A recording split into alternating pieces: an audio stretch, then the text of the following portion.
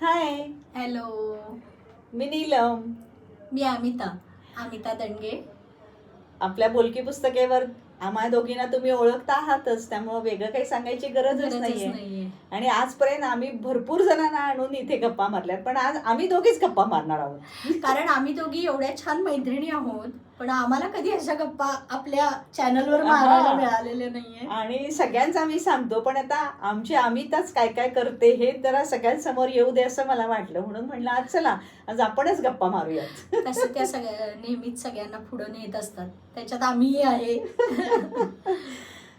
तर आता अमिता, मला असं तुझ्याकडून पहिल्यांदा ऐकायला आवडेल की लहानपणापासूनची तुझ्या हॉबीज काय, किंवा म्हणजे अगदी असं लहानपणापासून काहीतरी मला करायचंय किंवा तुझं एक एम असं काहीतरी असं असेल तर ते पण सांगशील, किंवा अगदी कुठल्या नटखट गोष्टी असतील त्याही सांगशील, काहीही आम्हाला चालेल.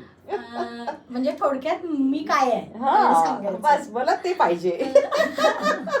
अशी काही फार मोठी वेगळी अशी काहीच व्यक्तिमत्व नाहीये, पण लहानपणापासून खरंच सांगते की काहीही माझ्या डोक्यात ठरवलेलं नाहीये की मी हे करीन, मी हे करीन, मी हे करीन. कारण तुम्हाला माहितीये की आपल्या पूर्वीचं जे लाईफ आहे ते अगदी साधं असं गेलेलं होतं, सुरळीत. आई वडिलांच्या बरोबर जे काय आहे ते सांगतील ते आपण करणार. फक्त एक इच्छा होती की आईला लहानपणापासून बघत आले की तिनं घरात खूप स्ट्रगल करत होती, पण त्याच्यातून ती भरपूर काय काय स्वतःच काही सोडत नव्हत्या. मी इथे एक गोष्ट तुला थोडं डिस्टर्ब करते की हिची मम्मी म्हणजे सरलाताई वझे, की ज्यांच्या बऱ्याच स्टोरीज आपल्या ग्रुपवर आहेत, बोलकी पुस्तकेवर पण आहेत, व्हॉट्सअप ग्रुपवर पण आपण शेअर केलेल्या आहेत, कादंबरी. आणि त्यांचीच ही मुलगी, आणि त्या मेन म्हणजे माझ्या गुरु. हे मला सांगायला जास्त मोठेपण आहे की त्या माझ्या गुरु. तर तिला बघत आलो, कितीही त्यावेळेला सगळी एकत्र कुटुंब हे ते, पण तिनं हलव्याचे दागिने करायची, त्यातनं सगळं ती अशी करायची. टेडी बिअर शिकली, ते शिकली, पर्स शिकली, म्हणजे कुठं ती अशी वाचन लेखन तर म्हणजे त्यांचा कोणी हातच धरू शकत नाही. आणि रेडिओवर प्रोग्राम्स पण तेवढेच त्यांचे. त्यामुळे तिला बघत असताना असं वाटलं की नाही, हेच लाईफ आहे की आपण फक्त एखाद्यासाठी रडत बसणे, एक पाहिजे, हे नाही मिळालं असं करायचंच नाही, जे काही मिळते घेत राहायचं. करेक्ट. असं थोडस गेलो. त्यामुळं शाळेत काय अगदी खूप पहिल्या नंबरला नव्हते, पण डान्स मध्ये मी होते. अरे वा. आणि त्याच वेळेला 5 गाण्याच्या परीक्षा झाल्या. हो. आणि मग आई खूप मागे लागली की परीक्षा दे ग पुढच्या. पण आता खूप प्रकर्षानं जाणवते की त्यावेळेला आईवर चिडायची, तू गप्प बैस ग, मी काय देणार नाही पुढच्या परीक्षा. पण आज लक्षात येते की त्या 2 परीक्षा मी दिल्या असत्या पुढच्या, तर आज मला आणखीन एक प्लॅटफॉर्म तयार झाला असता किंवा माझा आनंद वेगळा झाला असता. पण ठीक आहे. मग त्याच्यानंतर डान्स त्यावेळेला असं धरलं जायचं की डान्सला नाही तुला परवानगी नसायची, म्हणजे ते एक वाईट असं समजलं जायचं. त्या काळी ती कला म्हणून त्याला मान्यता नव्हती. त्यामुळे मग मला असं, तू तुझ्या हौसेसाठी कर, पण तुला शिकवणार नाही डान्स. मग त्याच्यानंतर एअर होस्टेस व्हायचा प्रयत्न केला. ओहो, किती छान विचार. आणि आणखी एक गोष्ट तुम्हाला लक्षात आली का की हिचा आवाज किती गोड आहे, किती गोड आहे. ओ माय गॉड, मी तर हिच्या आवाजाच्या प्रेमातच आहे, खरंच सांगते. मॅडमचं जरा कौतुक माझं जास्त. नाही, खरंच मला इतका आवाज तुझा आवडतो ना पहिल्यापासून. नाही, पण हे गोष्ट गोडवा आहे ना त्यामध्ये. मी आता जेव्हा कार्यक्रम करते ना, तेव्हा खरोखर मला येऊन हे असे मिळतात की मॅडम तुम्ही आम्हाला रोज फोन करा, आवाज किती छान. खरंच खूप, म्हणजे मला खूप तुझ्याशी बोललो की खूप छान वाटतं. काय सुंदर आवाज आहे, ऐकत राहा वाटतं. तर मग मी जरा गाण्याच्या परीक्षा मिस केल्या, पण मग डान्सच्या परीक्षा काही देता आल्या नाहीत. पण मी माझी हॉबी डान्स म्हणून करत होते आणि ते सगळ्यांना खूप आवडत होतं. पण नंतर लग्न झाल्यावर थोडेसे आपले प्रायोरिटीज बदलतात. मग मी हाऊस वाईफ आणि माझं जॉब, तर 25 वर्ष मी मोहन ट्रॅव्हल्सला कम्प्युटर मॅनेजर म्हणून जॉब केला. आणि त्याच्यात अगदी एका फुटक्या कॉम्प्युटर पासून ऑनलाईन पर्यंत मी सगळं केलं. त्यामुळे मला सांगायला आवडेल की नंदिनी वहिनी म्हणून ज्या आहेत आमच्या मेन होत्या, घाटगे, नंदिनी घाटगे, त्यांनी मला इतकं प्रोत्साहन दिलं आणि पुढं हे केलं की आम्ही त्या म्हणते ना फायनल. ओके. त्यामुळे मी करू शकते. तू सर्वेसर्वा होती तिकडे. सर्वेसर्वा होते, त्यांनी करून घेतलं मला. आणि त्यामुळे एक वेगळा कॉन्फिडन्स माझ्यात निर्माण झाला किंवा त्यावेळेला मी एक रशियन भाषा शिकायला जात होते युनिव्हर्सिटी. बर बर. तर त्यांनी मला अगदी कन्सेशन दिलं की तू रोज 11:30ला ये, पण तू सोडू नको. अच्छा. आणि मग त्याच्यात मी युनिव्हर्सिटीत सेकंड आले. ओहो, कॉंग्रॅच्युलेशन. ही गोष्ट आजच माहित पडली. असं थोडंसं लाईफ होत गेलं. अच्छा. मग मुलगा मोठा होईस तोपर्यंत हे काम करत राहिले. मग एक वेळ अशी आली की माझ्या मुलानं असा निर्णय घेतला की आई मी ऑस्ट्रेलियाला जाणार आहे शिकायला, मास्टर्स करायला. मग ठीक आहे, त्यालाही आता हे बघा, बरोबर आहे, काय आपल्यासाठी त्यांचे पंख तोडायचे नाहीत असा विचार उडणारच शेवटी. आणि उडू दे, आमच्या पुढे ते जाऊ दे. बरोबर आहे. त्याप्रमाणे मी त्याच्याही ह्याचं स्वागत केलं आणि त्याला ऑस्ट्रेलियाला पाठवलं खरं, पण नंतर मला एकदम एकटेपण आलं. आणि मग मात्र मी असा विचार केला की आता ह्या एकटेपणा मला जसा जाणवतोय तसा सगळ्यांना जाणवत असेल, माझ्या बरोबरच्या काही मैत्रिणींना. तर ह्या बॅच मधनं स्त्रियांना जावंच लागतं नाही. आपण अगदी बाळपासून इथपर्यंत सांभाळलं असतं त्याला. तुम्ही करणारे असू दे नसू दे, जेव्हा जातो तो जो काळ असतो 6 महिने, वर्ष, 2 वर्ष, ते आईच जाणे की तिला काय होतं. आईला प्रत्येक आईला, म्हणजे मी त्यातूनच गेलेली, सगळ्या प्रत्येक स्त्रीला हे आहेच. पण मग माझ्या नवऱ्याचं खूप मला स्वप्न, अरे वा, की तू काहीतरी कर, तुझ्यात एवढे गुण आहेत आणि तू अशी का घरात बसलीस, तू काहीतरी कर. आणि तेव्हा लकीली मला एक असं मंगळागौरीचे आमचे खेळ बसवणार का असं विचारणा आली. मग मी त्यांना शिकवायला जायला लागले. खेळ तुला आधी ते येत होते सगळे, कारण आमच्यात मंगळागौर असते, त्यामुळे मग मंगळागौर मी लहानपणापासून खेळत आलो. मग मी तिथं बसवायला गेले आणि त्या सगळ्यांनी इतकं मला सपोर्ट केला की किती छान बसवताय तुम्ही, असं तसं. मग झाल्यावर मी म्हंटल आपण एक ग्रुप करूया का मंगळागौरीचा. तर त्यांनी म्हटले हो चालेल, तूच नाव सुचव आणि तूच मेन हो. आणि गाडी सुरू झाली. आणि मग मी त्याला पहिले मी सुरुवात श्रावणात केली ना, म्हणून श्रावण कल्चरल ग्रुप असं नाव ठेवलं. आणि नंतर 2 वर्ष आम्ही परत ठप्प, काही झालं नाही त्याच्यात. मग मी म्हंटल असं तर फक्त एका ह्याच्यावर राहायचं का, म्हणून मग मी डोहाळ जेवण ह्याच्यावर जरा विचार केला की लोकांच्यात आता डोहाळ जेवण, जाऊळ, मुंज असे जे कार्यक्रम असतात ते आपण काय आनंद देऊ शकतो लोकांना. मग मी ते लिखाणाची आईकडनं आलेली परंपरा, मग ते मी अशी बसले आणि सहज मी डोहाळ जेवणाचा कार्यक्रम लिहून काढला 1 तासाचा. बर. आणि तो पहिला एक कार्यक्रम केल्यावर माझ्या लक्षात आलं की लोकांना इतका तो कार्यक्रम आवडला.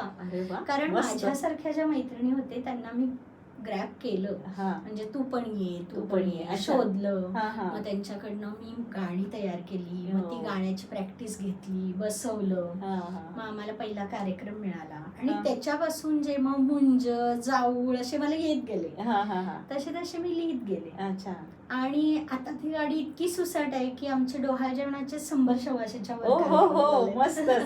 तर आम्ही आता शतकपूर्तीचा एक कार्यक्रम करणार आहोत. अरे वा. आणि त्याच्यात तुम्हाला सगळ्यांना मी आमंत्रण देणार आहे, नक्की या. आणि आपला हा पॉडकास्ट आहे, पण याच्या पुढे जोडून आपण तुमच्या कुठल्या एका प्रोग्रामचा आपण व्हिडिओ पण तिकडे आपण शेअर करू या सगळ्यांसाठी, आपण तुमच्या कुठल्याही प्रोग्रामचा. मग असं होत गेलं आणि आता मी खूप लकी आहे की त्याच्यात माझ्या मुलाची पण, नवऱ्याची पण. आणि खरं सांगायचं गेलं तर मी पहिलं म्हटलं तसं मी कुठलंही जीवनात ठरवलं नव्हतं की मी हे करणार आहे. पण माझं जीवन माझ्या गुरूंनी, देवानी, आई वडिलांच्या आशीर्वादानं असेल की इतकं छान ते ट्रॅकवर जात गेलं की आज मी खुश आहे. आणि नीलमताई तर सुंदरच आहेत, पण त्यांच्यासारख्या माझ्या अवतीभोवती मला इतक्या मैत्रिणी आहेत, ते मी माझी संपत्ती समजते. कारण आज एका हाकेवर माझ्या सगळ्या मैत्रिणी येऊ शकतात. त्यामुळे हे मला खूप म्हणजे भावतं की आपण आनंद वाटला तर आपल्याला तोच परत येतो असं.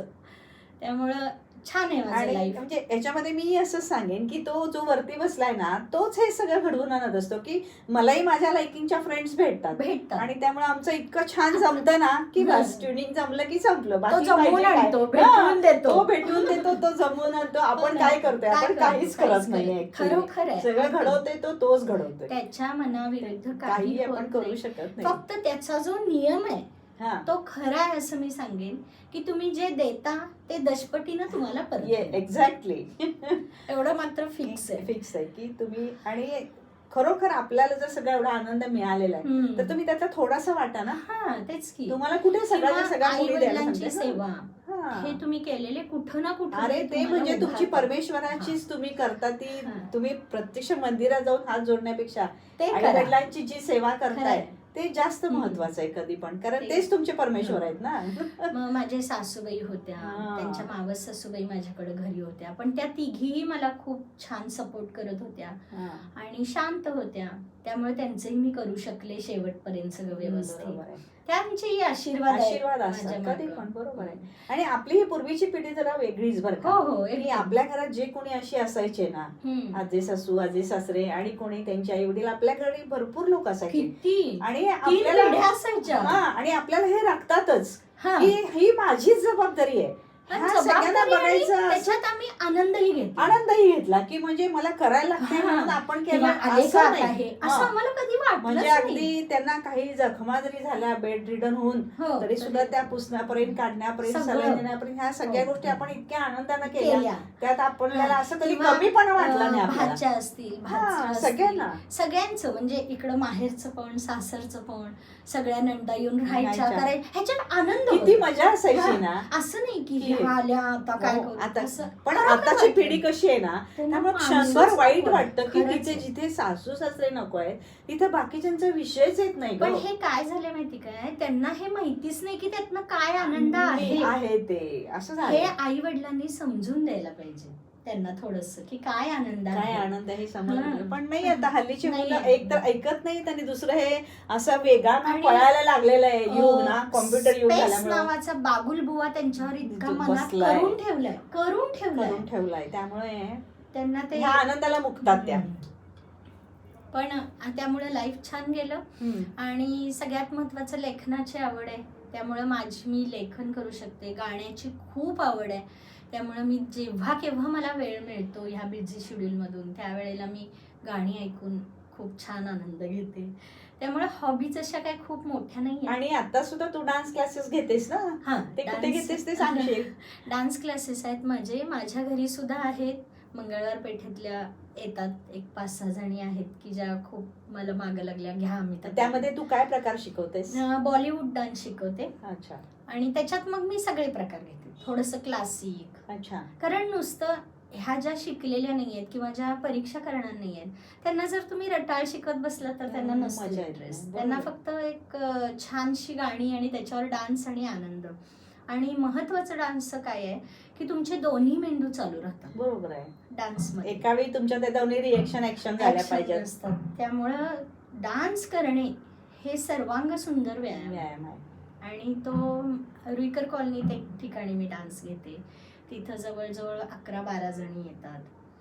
तर असं माझा प्रवास तरी सध्या छान चालू आहे. आणि महत्वाचं म्हणजे ह्याच्यात जर काही वाढवायचं म्हटलं मला हम्म. तर अजून माझी इच्छा आहे की मी TV सिरियल्स मध्ये काम केली आहेत. हो, ते सांगशील ना की कुठल्या कुठल्या सिरियल मध्ये केलंयस ते? जुळली गाठ ग हा आणि जीव माझा गुंतला, हा. अच्छा. या 2 सिरियल्स मध्ये मी कामं केली. सुरुवातीला मी ऑक्टोपस नाटकात राज्यस्तरीय काम केलं. हो हो. त्याचा मला पुरस्कार मिळाला. अरे वा, कॉंग्रॅच्युलेशन. मग त्याच्यावरनं मला ह्या सिरियल्स मिळाल्या. अच्छा. मग सिरियल्स मध्ये काम केली. पण खरं सांगू का, असं हा. वाटतंय की एक छान मोठी सिरियल महत्वाचं हे करावं, पण मुंबईला जाऊन वगैरे राहणं मला हा. नाही पटत नाही किंवा हा. होत नाही, म्हणून थोडी थांबलीये. अच्छा. तर राज्यस्तरीय नाटकात मात्र काम करायची खूप इच्छा आहे आता, अच्छा. परत एवढ्या वर्षांनी. Okay okay. ते तेवढं एक आहे अच्छा. मानसिक डोक्यात आहे. ते होईल लवकरच अच्छा. पूर्ण ओके, होईल. ओके. असं आहे. त्यामुळं मला वाटतं जे काय माझं लाईफ आहे ते माझे सद्गुरू, माझे आई वडील आणि बरोबर. माझ्यावर जे शुभेच्छांचे तुमच्यासारखे मिळणारे वर्षाव आहेत ह्याच्यावर लाईफ छान चालू आहे. अरे वा. खूप छान, ऐकून खूप छान वाटलं. आणि तुमच्या सगळ्या पुढच्या कार्याला तुम्हाला शुभेच्छा. Thank you. डान्स क्लाससाठी Thank you. विशेष शुभेच्छा. शुभेच्छा. जमलं तर मी पण जॉईन करते. अगदी तुम्ही सगळी जॉईन करा. तुम्हाला लक्षात तुम्हाला येईल की सगळ्यांनाही आपल्या- आमंत्रण आहे. कारण खरोखर म्हणजे माझ्याकडेच करा असं नाही. हा. डान्सनं तुमच्या लक्षात येईल की आपलं लाईफ किती सुंदर होतं. हो तेच ना. कारण थोड्या वेळासाठी आपण डोक्यातल्या सगळ्या चिंता वगैरे Correct. विसरून हो. जातात. विसरून जातो. आणि त्यामुळं आनंद तुम्हालाही मिळावा असं आणि माझी परत इच्छा इथे आहे. हे पण मी सांगेन की एज डझंट मॅटर्स. अगदी हा की तुम्ही महत्वाचं अरे आहे. मी आता 60ची आहे, मी 52ची आहे, काही नाही. नाही. कुठल्याही अशा वयात तुम्ही डान्स करू 2 शकता. आजी अशा हा. आहेत की ज्यांना मी त्यांच्या लग्नात डान्स करायचा होता, तर मी त्यांना खुर्चीवर बसवून असा डान्स शिकवलेला की तुम्ही हे करा, आणि त्यांनी इतकं सुंदर केला डान्स. अरे मी सांगेन माझ्या सासूबाई अजून आहेत, हा. म्हणजे चुलत सासूबाई. एज किती आहे त्यांचं माहितीये? 85 एज आहे. 86 एज आता चालू आहे. त्यांनी आता स्टेजवर सगळ्या फुल फॅमिली बरोबर डान्स केला. होय ना. म्हणजे वर्षातून एकदा असं काहीतरी प्रोग्राम असतं की त्या नक्की करतात. पण ह्या एजला त्यांचं हे बघ ना, मग करेज बघ ना, की त्या नाही. सगळ्यांच्यावर डान्स करतात. म्हणजे करू खरंच शकतो सांगू आपण. का, मागच्या असं पिढ्या काही आहेत नाहीये. ना, हो. त्या खूप खूप- पॉझिटिव्ह आहे. हो हो. खूप पॉझिटिव्ह इतकं आम्हाला बघून छान वाटतं, बापरे. आणि आपल्याला कुणी बोलवलं की नाही नाही मी हो. नाही मी नाही असं करतो किती आपण हो. हेजिटेट होतो, पण तसं नाहीये ते. म्हणजे तसं त्यातनं काही वेगळा नाही. आनंद आहे. नक्की त्यातला आनंद घ्या. आणि आमच्या ह्या हिच्या डान्स क्लासला जॉईन व्हा, म्हणजे तुम्हाला मी नक्की युट्यूब चॅनलवर आणते. हे तुमच्यासाठी स्पेशल आम्ही फ्री. त्यामुळं खूप छान असं आहे. आणि आईने 2 कार्यक्रम लिहिले. अच्छा. स्त्री यशोगतेच्या पाऊलखुणा हा. आणि कोजागिरी आणि रामनवमी असे ओके, 3 ओके. कार्यक्रम लिहिलेत. तर हा. आम्ही तेही बसवलेत की त्याच्यात थोडेसे गाणी घेतलेत. बर, बर. माझ्या गाणं म्हणणाऱ्या काही मैत्रिणी आहेत, अच्छा अच्छा. त्यांचे क्लासेस घेतात त्या, म्हणजे गाण्याच्या. ओके. तर त्यांनी आणि मी मिळून तो कार्यक्रम केला. पहिला आम्ही कार्यक्रम मंगलधामला केला. म्हणजे स्त्री आधीपासून आतापर्यंत कशी बदलत हो आहे, हा. किंवा तिचं तेव्हापासून- स्थित्यंतर सगळी. इतकं सुंदर लिहिलेलं आहे. तर त्याचं निवेदन मी करते. ओके. आणि त्या गाणी मध्ये मध्ये म्हणतात. अच्छा. तर तो खूप सुंदर होतो. तर असं रामनवमी, हे ओके. कोजागिरी, असं तुमच्या घरी जर छोटासा कार्यक्रम असेल हा आणि तुम्ही जर हे बोलवलं, हा. तर लोकांच्या पर्यंत माहिती पोचते. नुसता ओके. तो कार्यक्रम हे होत नाही, अच्छा अच्छा. छान काहीतरी मिळवून गेल्याचा हा. आनंद त्यांना होतो. अरे वा, खूप छान. आज तुम्ही आम्हाला इतकी सुंदर माहिती दिली, त्याबद्दल आम्ही तुमचे काही धन्यवाद, नाही, आभारी आम्ही आहोत. पण धन्यवाद. आणि आपल्यासाठी असे छान छान पॉडकास्ट आपल्यासाठी नेहमीच येत राहतील. तर तुम्ही अगदी. आमच्या चॅनलला लाईक बघत करा, राहा. सबस्क्राईब करा, शेअर करा. आणि Bye bye. आपल्या सगळ्यांचा आहे हा हा. चॅनल, त्यामुळे सगळ्यांनी मिळून जाऊया हातात हात घालून. Yes. Okay, Okay, thank you. bye bye. Thank you very much.